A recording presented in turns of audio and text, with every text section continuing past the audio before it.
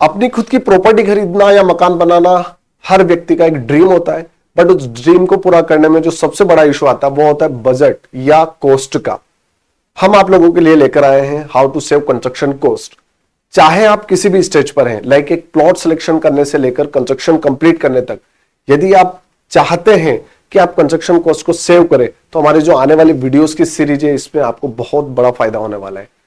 Construction cost saving की first जो video है आपकी वो है how to save construction cost during selecting a plot, या आप बोल सकते हैं कि save cost when selecting a plot. तो इसमें कितनी ही स्टेप्स हैं, बट फर्स्ट स्टेप जो आती है सबको सबसे बड़ा जो इशू आता है वो होता है कितना बजट हम लोग इसमें खर्च करें, या यदि व्यक्ति बजट एनालिसिस नहीं करता है तो ओवर स्पेंड कर देता है या ऑप्शंस में उलझ जाता है। तो आप लोगों को इन वीडियोस से काफी हेल्प होने वाली है। इस पूरी सीरीज या पूरे जो वीडियोस आने वाले इन सबको आप देखिए स्टेप बाय स्टेप तरीके से।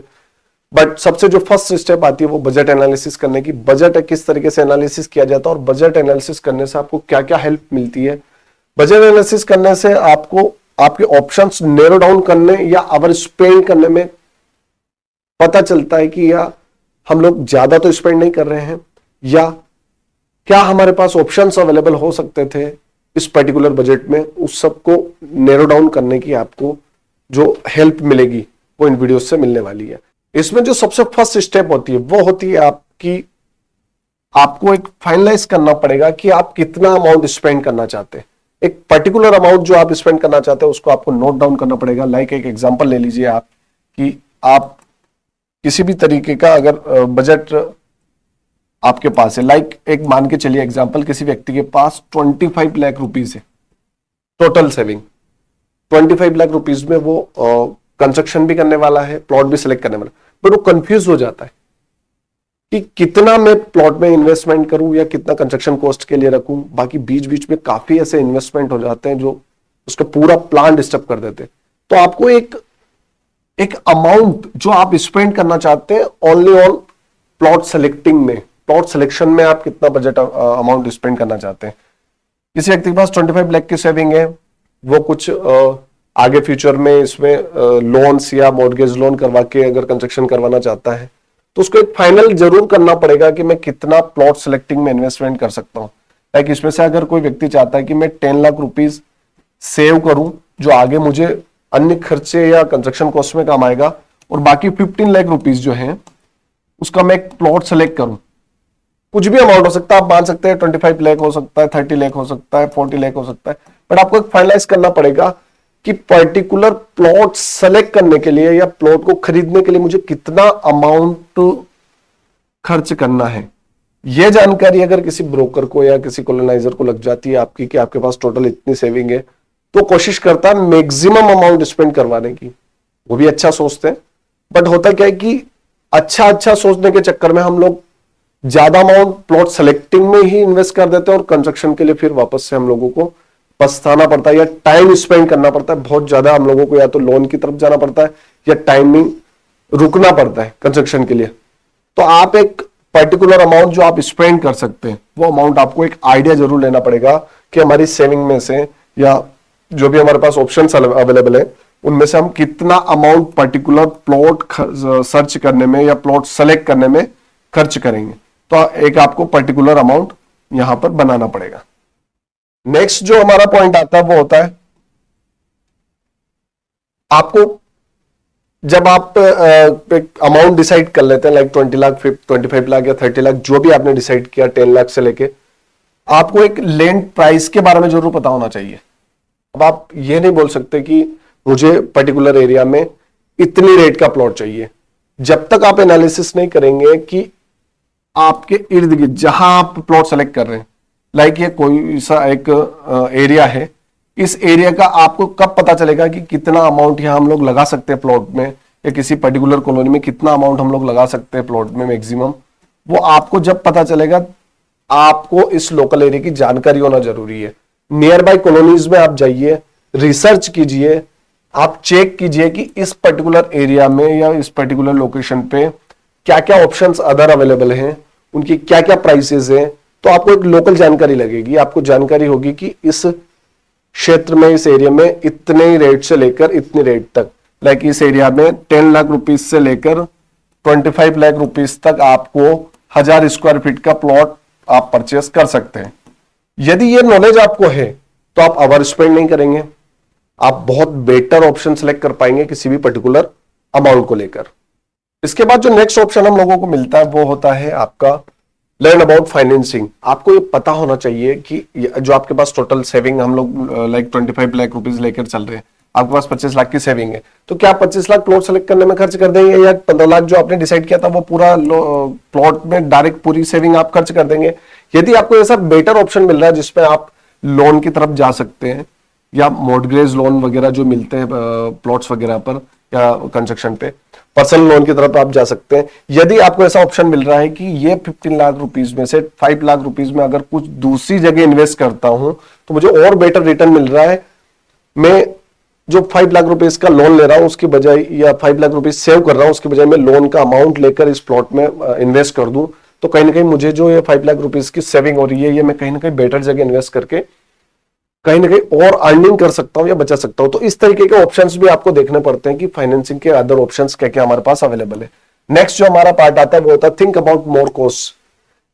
जब आप प्लॉट सेलेक्ट करते हैं, लाइक हम लोगों ने 15 लाख रुपीज जो हम लोग एक एग्जांपल लेकर चल रहे हैं, 15 लाख रुपीज का आप प्लॉट सेलेक्ट कर रहे हैं, तो आपको ये पता होना चाहिए कि इसके साथ एक्स्ट्रा क्या क्या कॉस्ट हमारी लगने वाली है। जैसा कि आपको पता होगा जब हम प्लॉट सेलेक्ट करते हैं ब्रोकर चार्जेस हम लोगों को देने पड़ते हैं, ब्रोकर चार्जेस जो भी है वो हम लोगों को देने पड़ते हैं। उसके साथ साथ लॉयर्स वगैरह के चार्ज हमको देने पड़ते हैं, डॉक्यूमेंटेशन के हमको लोगों को चार्ज देने पड़ते हैं, या उसमें जो भी लीगल फॉर्मेलिटीज कंप्लीट करवाने के लिए चार्जेस देने पड़ते हैं। तो ये भी ऐसा चार्ज होता है जो आपको मिसलेनियसली पता चलता है या बाद में पता चलता है। तो आपको ये माइंड में रखना होगा कि 15 लाख के प्लॉट के ऊपर 5 to 10% या 5% मेरा एक्स्ट्रा इन्वेस्टमेंट या एक्स्ट्रा खर्च होने वाला है। तो आप किसी से ऐसा कमिटमेंट ना करें कि जो आपके पास टोटल अमाउंट है उतने का आपने कमिटमेंट कर दिया, बाकी चार्जेस या बाकी फीस के लिए फिर आपको परेशान होना पड़े। तो ये आपको सावधानी रखनी पड़ती है। इसमें जो नेक्स्ट पार्ट आता है वो हमारा होता है कि कीप सम एक्स्ट्रा मनी। आपको कुछ एक्स्ट्रा मनी फिर भी रखनी पड़ेगी मिसलेनियस चार्जेस के अलावा। लाइक आपका कोई प्लॉट है, अब प्लॉट आपने सेलेक्ट किया बट उसमें कुछ ऐसा उसका ग्राउंड सरफेस जो है वो कुछ अप डाउन है, उसको आपको क्लीन करवाना है, प्लेन करवाना है, या कुछ फिलिंग उसमें एक्स्ट्रा डलवानी है, या उसकी बाउंड्री वॉल आपको करवानी है उसमें जो उसको कंट्रोल करने के लिए कुछ ऐसे जो एक्स्ट्रा मनी आपको फिर भी ध्यान में रखनी पड़ेगी मिसलेनियस चार्जेस काटने के बाद भी कि कुछ एक्स्ट्रा और इसमें खर्च हो सकता है। ये भी आप बजट में ऐड करते हुए चलिए। 50 लाख रुपीस का हमारा प्लॉट हो गया, 5% हम लोगों ने मिसलेनियस चार्जेस जोड़ लिया, फिर भी कुछ अमाउंट आपको सोच के जरूर चलना पड़ेगा। उसके बाद ही आप डिसाइड कीजिए कि आप कितने का प्लॉट लेने जा रहे हैं। नेक्स्ट जो हमारा होता है कंपेयर डिफरेंट ऑप्शंस। अब ये बहुत बड़ी बात होती है। हम लोग बजट तो हम लोग डिसाइड कर लेते हैं लाइक 15 लाख रुपीस हम लोगों को इन्वेस्ट करना है प्लॉट सिलेक्शन में, बट क्या किसी पर्टिकुलर एरिया पर 15 लाख इन्वेस्ट करने पर अदर एरिया में 14 या 16 लाख रुपीस इन्वेस्ट करने पर क्या बेटर ऑप्शन हम लोगों को अवेलेबल हो रहा है? इनकेस यदि है तो फिर हम थोड़ा सा बजट अप डाउन कर सकते हैं। हो सकता है कम में हम लोगों को और बेटर ऑप्शन मिल जाए, या कुछ थोड़ा बहुत ज्यादा लगा बेटर ऑप्शन मिल रहा है, फ्यूचर रिटर्न अगर बेटर मिल रहा है तो हम लोग ये ऑप्शन रख सकते हैं कि दूसरे ऑप्शन भी आप सोच के चलिए या उनसे कंपेयर करते हुए आप चलिए। नेक्स्ट पार्ट आता है हमारा see what you can get back.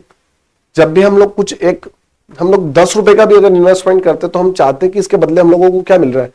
जब आप प्रॉपर्टी सिलेक्ट करते हैं तो कंपैरिजन कीजिए, क्या मुझे रिटर्न और बेटर इससे मिल रहा है। लाइक कोई प्लॉट आप ऐसी जगह सेलेक्ट करें कि उसका आपको ओपन लैंड का भी रेंट मिलना स्टार्ट हो जाए, वहां कोई ओपन वर्क लाइक कुछ स्टोर करने का रेंट आपको मिल जाए, या उस पर्टिकुलर एरिया पे कुछ पार्किंग से रिलेटेड ले लीजिए आप, उस जगह का रेंट मिल जाए। उस प्लॉट को आप अगर रेंट पर देकर कुछ और बेटर अर्निंग अगर कर पाए तो ये ऑप्शन भी आप आपके माइंड में रखिए कि मुझे इस प्लॉट से क्या बैक मिलने वाला है, या फ्यूचर इसका क्या इंक्रीमेंट होगा, क्या रिटर्न इससे मुझे मिलेगा, क्या इसकी रेट हाई जाएगी या नहीं जाएगी या लो हो सकता है, फ्यूचर इसके आसपास क्या प्रोजेक्ट आ रहे हैं मुझे, वो सारी चीजें देखते हुए आपको गेट बैक का एक ऑप्शन इसमें सोच के ही फिर एनालिसिस करना चाहिए कि मुझे कितना इन्वेस्टमेंट इस पर्टिकुलर प्लॉट के लिए करना है। उसके बाद आस्क फॉर एडवाइस, ये बहुत बड़ी बात होती है। यदि आप कोई प्लॉट सेलेक्ट कर रहे हैं, आप बहुत अच्छी जानकारी रखते हैं, बहुत अच्छी बात है, आप एनालिसिस कीजिए, एरिया सेलेक्ट कीजिए, बजट एनालिसिस कीजिए, बट इसमें कोई बुराई नहीं है अगर आप किसी एक्सपर्ट से एडवाइस लेते हैं। किसी एक्सपर्ट से अगर आप एडवाइस लेते हैं तो बहुत हो सकता है आपका कॉस्ट बच जाए, बेटर लोकेशन पर आप प्लॉट सेलेक्ट कर पाए, बेटर तरीके से आप बजट एनालिसिस कर पाए, बजट बना पाए। अगर आपको ऐसा लगता है कि हम लोगों से आपको हेल्प लेना चाहिए तो आपको डिस्क्रिप्शन में हमारा व्हाट्सएप नंबर मिल जाएगा, आप मैसेज कर सकते हैं। बट आपको चाहिए कि आप एक बेटर लॉयर से, ब्रोकर से, एक्सपर्ट से या कंसल्टेंट से एडवाइस लें और फिर आप बजट आपका एनालिसिस करें। इसके बाद जो हमारा पार्ट आता है वो होता है थिंक अबाउट फ्यूचर कॉस्ट। आप फ्यूचर कॉस्ट के बारे में सोचिए। लाइक जैसे कोई आपने प्लॉट का आपका डील डन हो गया, कोई प्लॉट आपने परचेस कर लिया, बट हो सकता है फ्यूचर में उसमें आपको कुछ और इन्वेस्टमेंट करते हुए चलना पड़े।